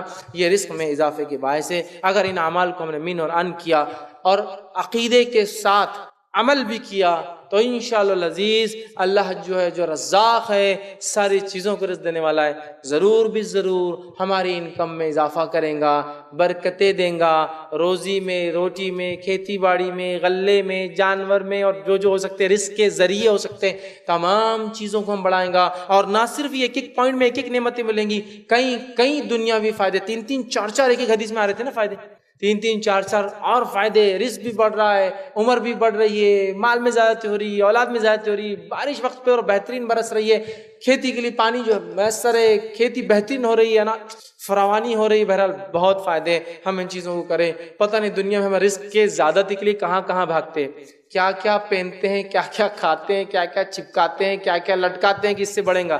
ارے یہ ہے بھائی جس سے بڑھنے والا ہے، وہ تمام چیزیں نہیں ہیں، یہ ہے وہ جس سے رزق بڑھتا ہے، اس سے فائدہ ہوتا ہے۔ اور پتہ نہیں اپنے حلال مال کو ضائع بھی کرتے ہیں بہت سارے لوگ، رزق میں بے برکتی ہے نا تو میں تمہارے لیے کچھ کر دیتا ہوں، آ جاؤ میرے پاس، اور کچھ تو بھی نیا شوشہ بتاتا ہوں۔ یہ جو کرنا ہے وہ چھوڑ کر جو نہیں کرنا ہے اس کے پیچھے ہم لوگ بھاگتے ہیں، یہ ہے وہ کام کرنے کے۔ لیکن یہی ہے وہ کام نہیں، میں کہوں گا اور بھی ہے، میں نے 10 چنے تھے اس لیے 10 رکھے ہیں۔ تو بہرحال ہم کوشش کریں، اگر ہم نے ان کاموں کو ویسا کیا جیسا حق ہے نا، تو انشاءاللہ ہمارے روزی میں ضرور برکت ہوں گی۔ اور ایک بات یاد رکھیے، برکت کو کوانٹٹی مت ماپیے، ارے پہلے تو تنخواہ 10,000 تھی، بڑھ رہی نہیں جب سے میں یہ کام کر رہا ہوں۔ یہ برکت کے معنی میں بھی ہوتی ہے، 10,000 پہلے سفیشینٹ نہیں تھا، 10,000 میں بھی سیونگز کرتا ہوں، یہ بھی ہوتا ہے۔ لیکن یہ بھی معنی ہے کہ 10 سے 20 اور 20 سے 50 اور 50 سے 1 لاکھ اور 1 لاکھ سے، یہ بھی ہو سکتا ہے، یہ بھی شعور ہے۔ لیکن ہر بار کوانٹٹی وائز مت گنیے، کوالٹی آف منی بھی دیکھیے آپ، برکت جس کو کہتے ہیں، برکت کسی چیز کی کوالٹی ہے، کوانٹٹی ہو سکتا زیادہ نہ ہو لیکن برکت، ٹھیک ہے۔